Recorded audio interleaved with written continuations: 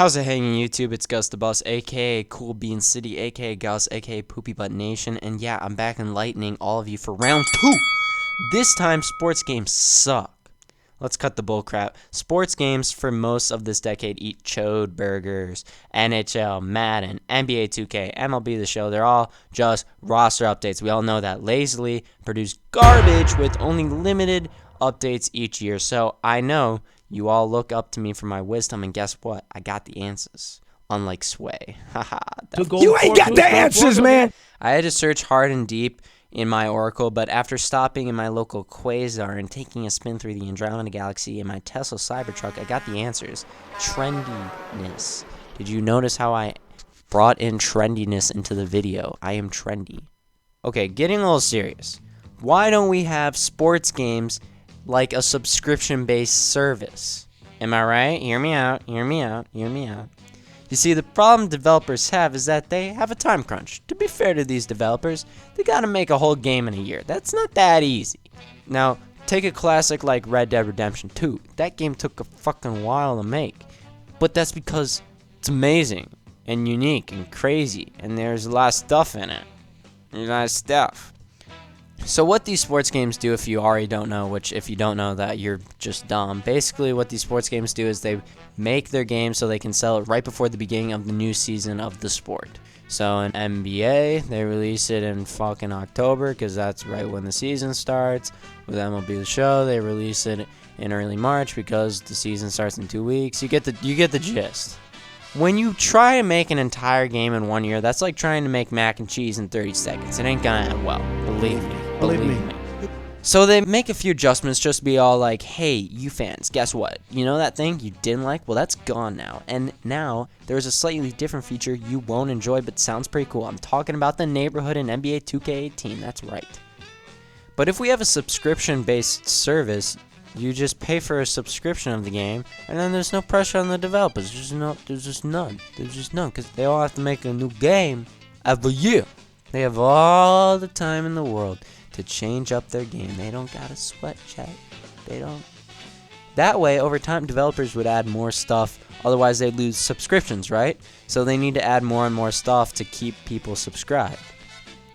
Imagine Madden if they actually had a franchise mode that didn't beat like a stepchild? What the hell was I writing here? Imagine Madden if they actually had a franchise mode that didn't suck. Imagine MLB The Show if they had created Ballpark. Imagine if 2K just wasn't all around bullshit. There's still so much we could add to sports games to make them good. And yeah, this won't ever happen because business people are greedy and they just want our money. And we can't ever have nice things. Although it's nice to imagine not paying $60 every year for recycled, regurgitated garbage that EA and other companies keep force-feeding us. Now, I want to point out one major difference from the reason why I don't think we could have had this subscription-based service idea in the past as we could have it now in these times. We could do it now, but we couldn't do it in the past. The reason is because what was the main thing that you used to see as one of the biggest updates for each sports game every year back in the early days? And I'm talking late 90s or early 2000s. Graphics. Every year was big graphics update because we went from pixelated poop to slightly less pixelated poop that kind of looks like normal humans. And now we just have like basically this looks exactly like what a human looks like. And that is really hard to do if you're just gonna like freaking add that like a subscription service. If you're just gonna completely change everything to make it look entirely realistic. But wouldn't you know it, games nowadays basically look as real as I don't know how they could look even more real. Like they already look real. The only thing you could add is to have like sweating mechanics that makes them look like they're like as sweaty as they probably would be in real life, which like who really wants that?